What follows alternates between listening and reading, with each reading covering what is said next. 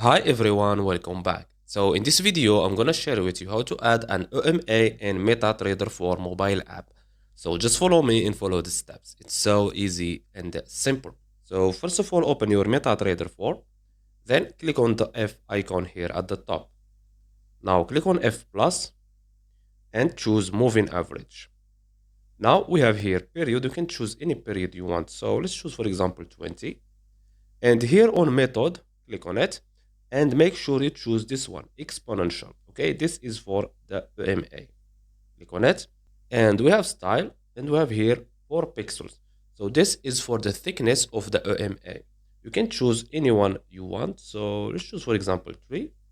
And you can change the color from here. Let's choose for example black. Click on done. Let's go back. And as you can see here, this is our EMA. And that's it. So I hope you found this video helpful. Don't forget to give us a like and subscribe. Thanks for watching and see you on the next one.